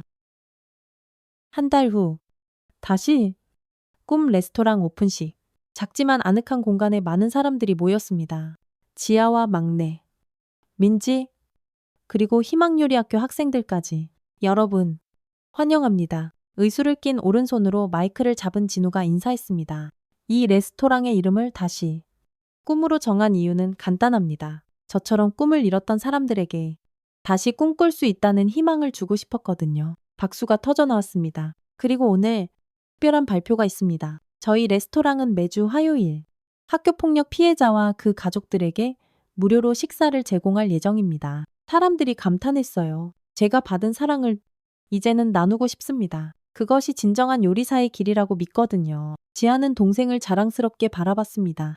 상처받은 소년이 이제는 다른 사람의 상처를 치유하는 어른이 되었다. 첫 요리가 나왔습니다. 진우가 직접 만든 특별 코스였죠. 이 요리의 이름은 용서입니다. 접시 위에는 아름답게 플레이팅된 요리가 놓여 있었습니다. 검은색과 흰색의 소스가 조화를 이루고 있었어요. 검은색은 과거의 아픔을, 흰색은 미래의 희망을 의미합니다. 그리고 그것들이 만나 새로운 맛을 만들어내죠. 사람들이 요리를 맛보며 감탄했습니다. 단순한 음식이 아니라 이야기가 담긴 요리였어요. 식사가 끝난 후 지아와 진우는 레스토랑 밖에 나와 밤하늘을 바라봤습니다. 누나, 가끔 생각해. 뭘 마냐. 그 일이 없었다면 어땠을까 하고 지아가 진우의 어깨를 감쌌습니다. 그럼 지금의 네가 없었겠지. 이렇게 강하고 따뜻한 사람이 되지 못했을 거야. 그렇겠지. 상처는 우리를 약하게 만들기도 하지만 동시에 강하게 만들기도 해. 중요한 건 그 상처를 어떻게 받아들이느냐야. 진우가 고개를 끄덕였습니다. 누나도 많이 변했어. 그래. 응. 예전에 무서운 칼잡이 누나도 멋있었지만 지금의 누나가 더 멋있어. 지아가 웃었습니다. 너도 마찬가지야. 손가락을 잃었지만 더 큰 것을 얻었잖아. 맞아. 진짜 중요한 게 뭔지 알게 됐어. 두 남매는 나란히 서서 서울의 야경을 바라봤습니다. 불빛들이 별처럼 빛나고 있었습니다. 1년 후 칼잡이의 칼 연례 보고서가 발간되었습니다. 학교폭력 피해자 지원 일 532명. 가해자 선도 프로그램 이수 891명. 학교폭력 발생률 전년 대비 43% 감소. 희망유리 학교 졸업생 취업률 98%. 하지만 숫자보다 중요한 것은 변화된 삶들이었습니다. 한 피해 학생은 이제 경찰이 되어 학교폭력 전담반에서 일하고 있었고, 한 가해 학생은 진심으로 반성하고 지금은 청소년 상담사가 되었습니다. 김민지는 사진작가로 성공해 전 세계를 다니며 상처받은 사람들의 이야기를 기록하고 있었죠. 그리고 유진우는 미슐랭 원스타를 받은 최연소 한국인 셰프가 되었습니다. 어느 날 지아는 특별한 편지를 받았습니다. 유지아 대표님께 저는 10년 전 신림동에서 대표님과 만났던 사람입니다. 그때 대표님의 칼에 베었던 상처가 아직도 남아 있습니다. 하지만 이제는 그 상처가 제게 교훈이 되었습니다. 잘못된 길을 가고 있었던 저를 멈춰주셔서 감사합니다. 지금은 작은 빵집을 운영하며 정직하게 살고 있습니다. 매일 새벽 반죽을 하며 대표님을 떠올립니다. 칼은 누군가를 해치는 도구일 수도 있지만 빵을 자르고 나누는 도구이기도 합니다. 대표님이 그것을 가르쳐 주셨습니다. 감사합니다. 그리고 죄송했습니다. 지아는 편지를 읽으며 눈물을 흘렸습니다. 진정한 용서와 화해의 순간이었죠. 그날 저녁, 지아는 일기를 썼습니다. 오늘 깨달았다. 진정한 복수는 상대를 파괴하는 것이 아니라 그를 변화시키는 것이라는 걸. 진정한 강함은 폭력이 아니라 용서라는 걸. 나는 더 이상 칼잡이가 아니다. 하지만 여전히 칼을 든다. 이제 그 칼은 상처를 내는 것이 아니라 치유하는 도구가 되었다. 진우가 의수로 요리를 하듯 나도 내 상처를 딛고 일어섰 그리고 계속 걸어갈 것이다. 어둠 속에서 빛을 찾는 사람들과 함께.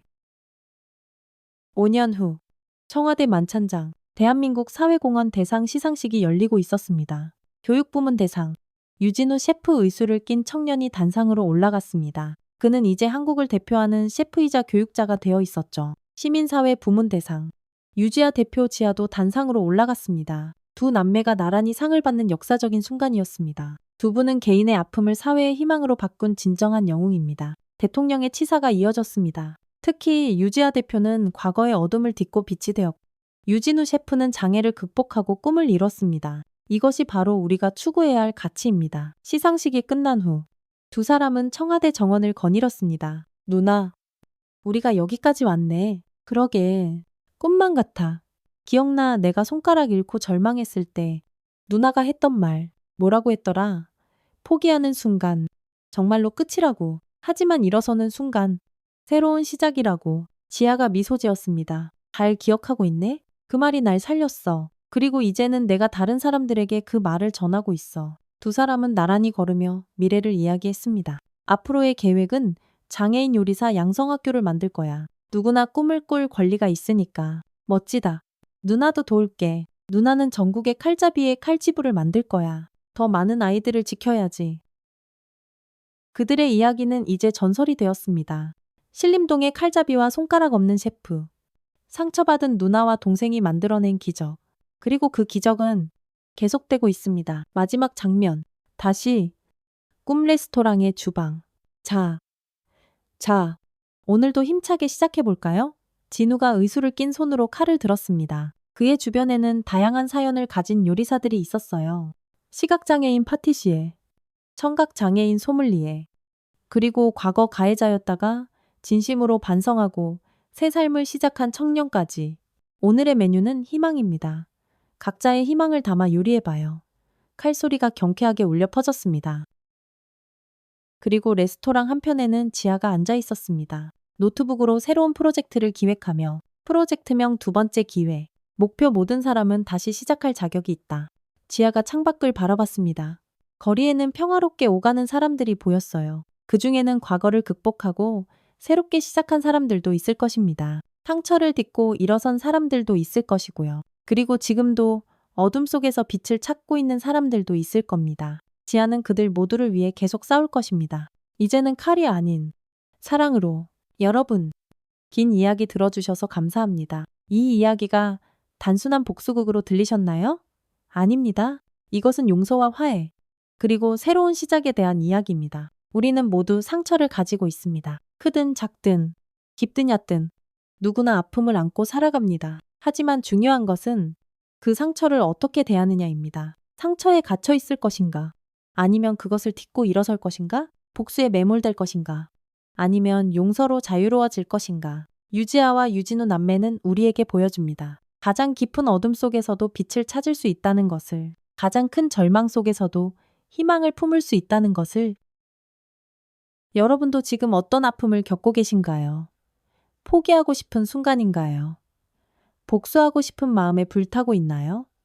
잠시 멈추고 생각해 보세요. 그 에너지를 파괴가 아닌 창조로 바꿀 수는 없을까요? 미움이 아닌 사랑으로 승화시킬 수는 없을까요? 진정한 강함은 주먹이 아닌 마음에서 나옵니다. 진정한 승리는 상대를 쓰러뜨리는 것이 아니라 함께 일어서는 것입니다. 오늘도 어딘가에서 학교폭력에 시달리는 아이가 있을 것입니다. 절망에 빠진 청년이 있을 것입니다. 과거의 잘못을 후회하는 사람이 있을 것입니다. 그들에게 말하고 싶습니다. 아직 끝이 아니라고. 다시 시작할 수 있다고. 당신은 혼자가 아니라고. 우리 사회에는 유지아 같은 사람들이 있습니다. 상처받은 사람들을 위해 싸우는 사람들이. 그리고 유진우 같은 사람들도 있습니다. 장애를 극복하고 희망을 전파하는 사람들이. 여러분도 그런 사람이 될 수 있습니다. 아니, 이미 그런 사람입니다. 단지 아직 깨닫지 못했을 뿐입니다. 자, 이제 일어설 시간입니다. 칼을 내려놓고 손을 내밀 시간입니다. 미움을 버리고 사랑을 선택할 시간입니다. 그것이 진정한 용기이고 진정한 강함입니다. 기억하세요. 모든 끝은 새로운 시작입니다. 모든 상처는 성장의 기회입니다. 모든 절망 뒤에는 희망이 기다리고 있습니다. 포기하지 마세요. 당신의 이야기는 아직 끝나지 않았으니까요. 감사합니다. 그리고 항상 응원합니다. 당신의 다시 꿈을 위해 10년 후 강원도 평창 산속에 자리한 치유의 집. 이곳은 학교폭력 피해자와 가해자가 함께 머물며 화해를 모색하는 특별한 공간이었습니다. 원장님, 새로운 가족이 도착했습니다. 44살이 된 유지아는 이제 더 이상 날카로운 칼잡이의 모습이 아니었습니다. 부드러운 미소와 따뜻한 눈빛을 가진 상담 전문가가 되어 있었죠. 어서 오세요. 긴 여행 오시느라 힘드셨죠. 들어온 것은 16살 소년과 그의 부모, 그리고 또 다른 소년과 그의 어머니였습니다. 두 소년 사이에는 팽팽한 긴장감이 흐르고 있었어요. 저희가 정말 여기 있어도 되는 건가요? 우리 아이가 저 아이에게 한 짓을 생각하면 가해자의 어머니가 눈물을 흘리며 말했습니다. 네, 괜찮습니다. 여기는 심판하는 곳이 아니라 치유하는 곳이니까요. 지아는 두 가족을 각각의 숙소로 안내했습니다. 당분간은 따로 지내며 마음의 준비를 할 시간이 필요했죠. 저녁, 지아는 직원들과 회의를 했습니다. 이번 케이스는 특히 신중해야 합니다. 피해 학생이 자살 시도까지 했었고 가해 학생도 죄책감에 시달리고 있어요. 하지만 두 가족 모두 화해를 원한다니 희망적이네요. 맞아요.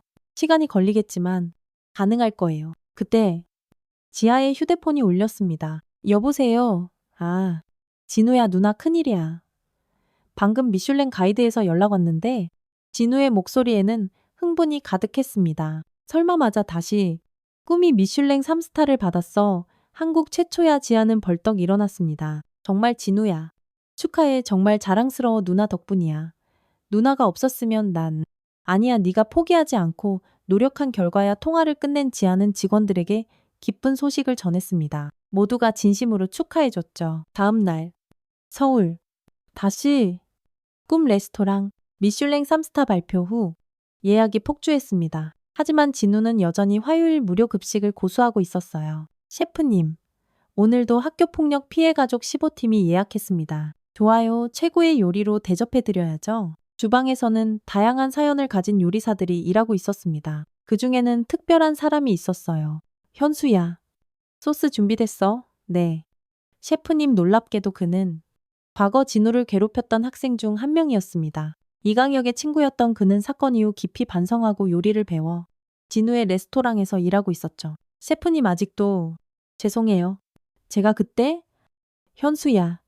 우리 그 얘기는 그만하자. 넌 이미 충분히 반성했고 지금은 훌륭한 요리사가 됐잖아. 진우의 말에 현수는 눈물을 글썽였습니다. 점심 서비스가 끝난 후 진우는 특별한 손님을 맞이했습니다. 어서 오세요. 강진수 회장님. 들어온 것은 고 이승국 회장의 동생이었습니다. 그는 형의 유지를 이어 희망요리학교를 운영하고 있었다. 진우 셰프. 미슐랭 3스타 축하하네. 형님이 살아계셨다면 정말 기뻐하셨을 거야. 감사합니다. 회장님. 회장님 덕분에 많은 학생들이 꿈을 이룰 수 있었어요. 아니야. 자네 같은 롤모델이 있어서 가능한 일이지. 두 사람은 차를 마시며 이야기를 나눴습니다. 사실 오늘 온 건 제안이 하나 있어서야. 무슨 제안이신가요? 희망요리학교 서울 캠퍼스 총괄 셰프를 맡아주면 어떨까 진우는 놀랐습니다. 저는 이미 레스토랑이 있는데, 물론 레스토랑은 계속 운영하면서 일주일에 이틀 정도만 학교에 와서 학생들을 지도해주면 돼. 자네의 경험과 이야기가 학생들에게 큰 힘이 될 거야. 진우는 잠시 고민하다가 고개를 끄덕였습니다. 좋습니다. 제가 받은 것을 다음 세대에게 전하고 싶어요. 한편 독일 베를린 김민지의 개인전 상처 그리고 빗띠 대성황을 이루고 있었습니다. 박 작가님, 이번 작품들이 정말 인상적입니다. 특히 용서라는 작품이 한 평론가가 말했습니다.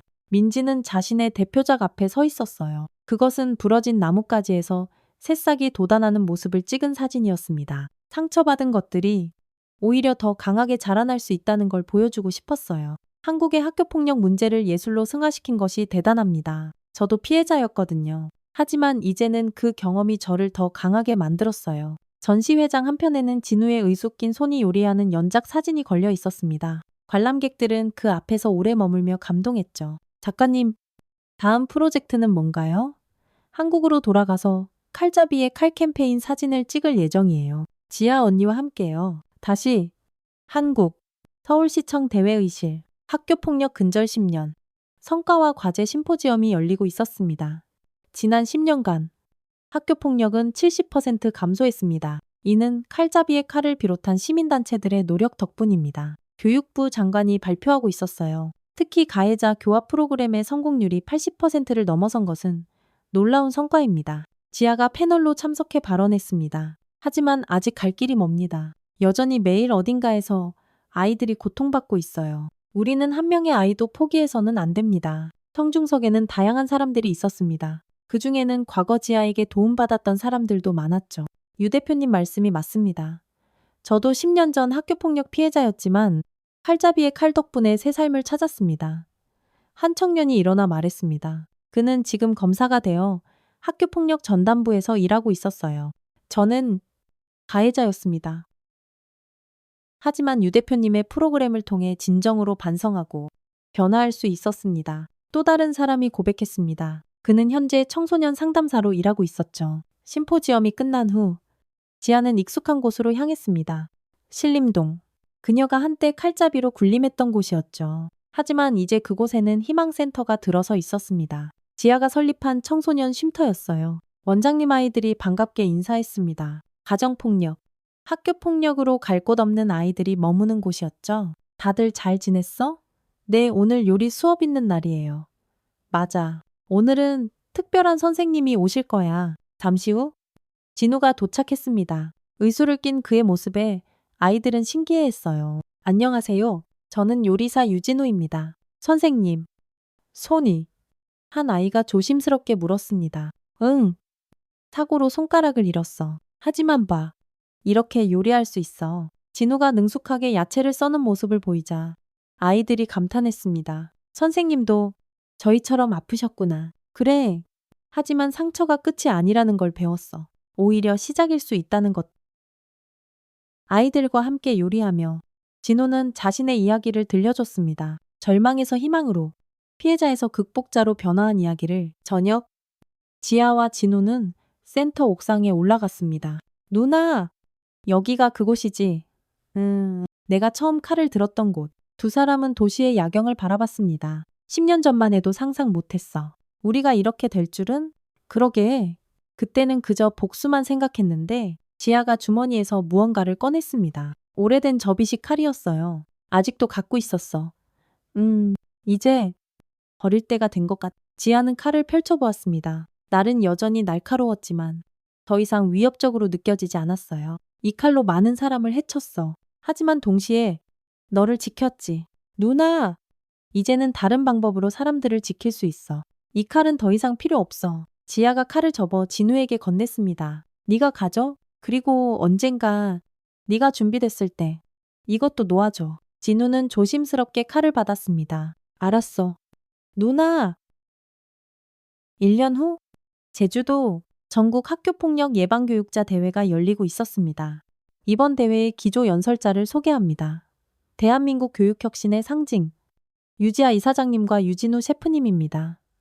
1000명이 넘는 교육자들이 박수로 맞이했습니다. 지아와 진우가 나란히 단상에 올랐어요. 안녕하세요. 저희는 가해자와 피해자의 경계를 넘어선 사람들입니다. 지아가 말문을 열었습니다. 한때 저는 폭력으로 문제를 해결하려 했습니다. 그리고 제 동생은 폭력의 피해자였죠. 진우가 이어받았습니다. 하지만 우리는 배웠습니다. 진정한 해결은 보복이 아니라 화해에서 온다는 것을. 두 사람은 번갈아가며 자신들의 이야기를 들려줬습니다. 청중들은 숨죽이고 들었죠. 교육자 여러분, 우리 아이들에게 가르쳐 주세요. 지아가 말했습니다. 실패해도 괜찮다고, 상처받아도 괜찮다고, 중요한 것은 다시 일어서는 용기라고. 진우가 덧붙였습니다. 그리고 용서하는 법도 가르쳐 주세요. 남을 용서하는 것이 자신을 자유롭게 한다는 것을.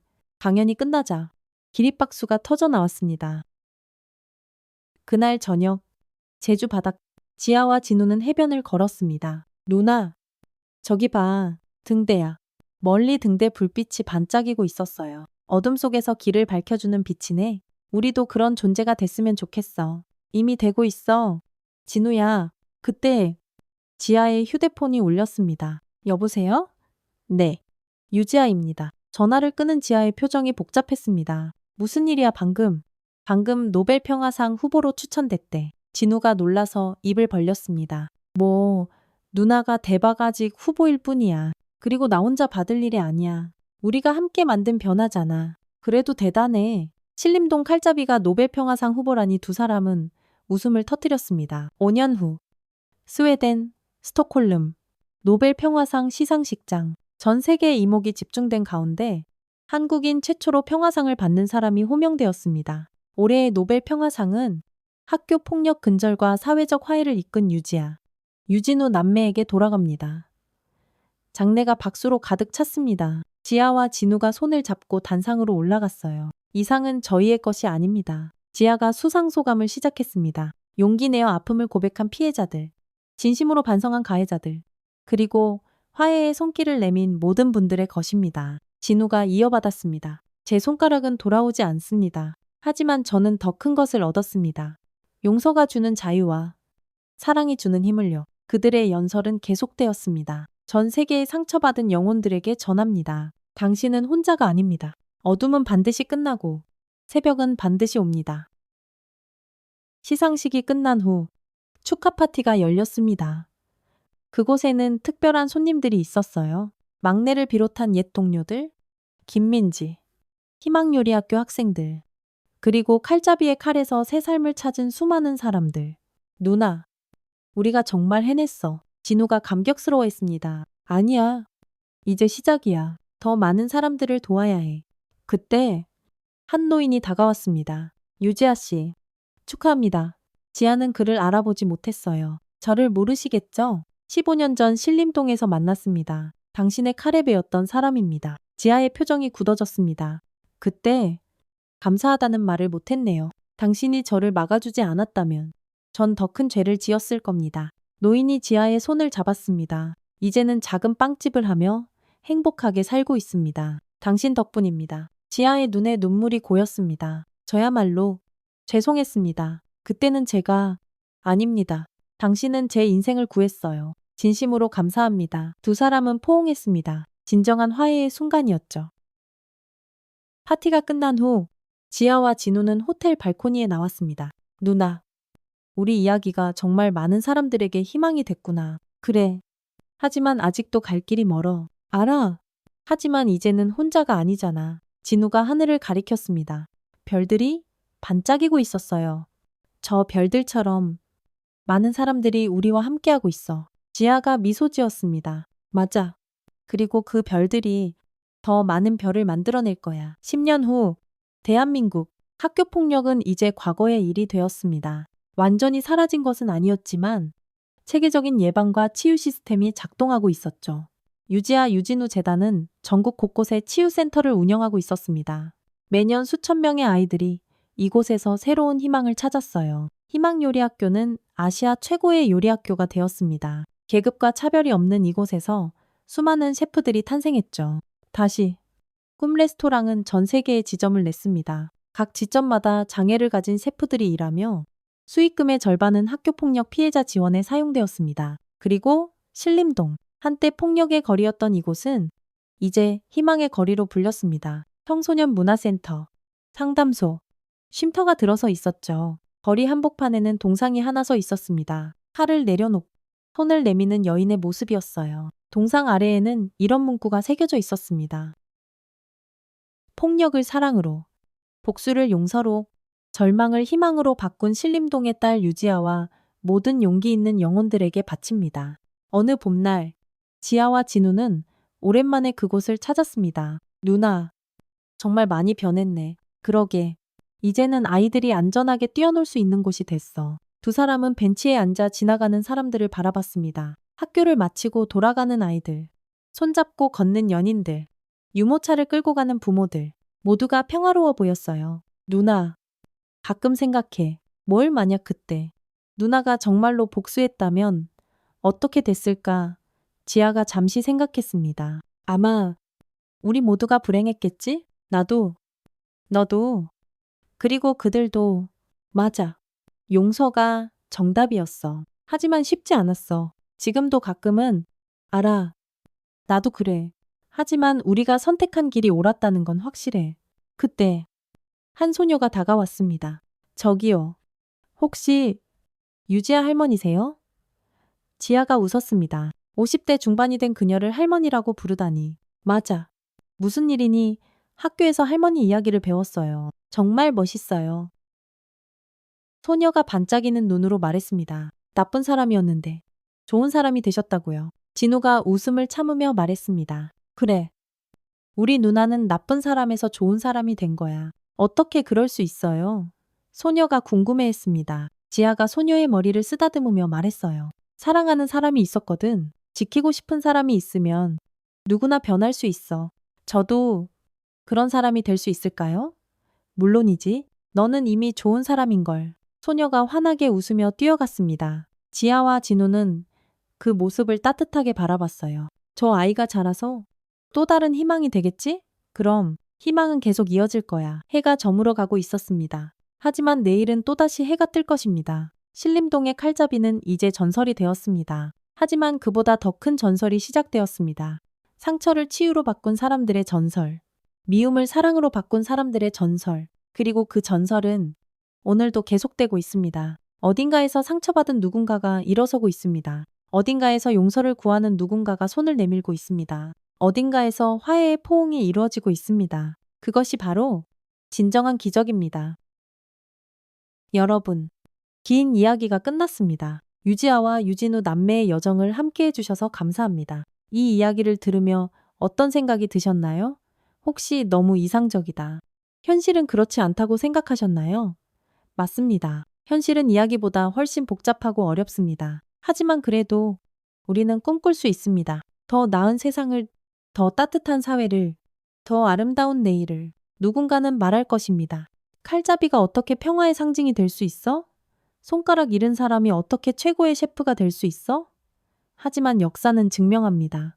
불가능해 보이는 일들이 현실이 되는 순간들을. 넬슨 만델라는 감옥에서 나와 남아프리카 공화국의 대통령이 되었습니다. 말랄라 유사프자이는 총격을 당하고도 교육운동가가 되어 노벨 평화상을 받았습니다. 우리나라에도 수많은 사례가 있습니다. 학교폭력 피해자가 인권 변호사가 되고, 가해자가 진심으로 반성하여 상담교사가 되고, 상처받은 사람들이 서로를 치유하며 더 나은 사회를 만들어가고 있습니다.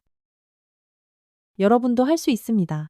지금 이 순간 어떤 아픔을 겪고 계시든 어떤 과거를 가지고 계시든 변화는 가능합니다. 중요한 것은 첫걸음입니다. 용서하기 어렵다면 일단 미워하지 않는 것부터, 사과하기 어렵다면 일단 반성하는 것부터, 큰 변화가 어렵다면 작은 친절부터, 그 작은 시작이 모여 큰 강물이 됩니다. 유지아도 처음부터 성인군자가 아니었습니다. 유진우도 처음부터 희망의 아이콘이 아니었습니다. 그들도 넘어지고 좌절하고 포기하고 싶었습니다. 하지만 다시 일어섰습니다. 손을 잡아주는 사람이 있었기 때문입니다. 여러분 곁에도 그런 사람이 있습니다. 혹은 여러분이 누군가에게 그런 사람이 될 수 있습니다. 이제 우리의 이야기는 끝났지만 여러분의 이야기는 계속됩니다. 어떤 이야기를 쓰실 건가요? 복수의 이야기인가요? 용서의 이야기인가요? 절망의 이야기인가요? 희망의 이야기인가요?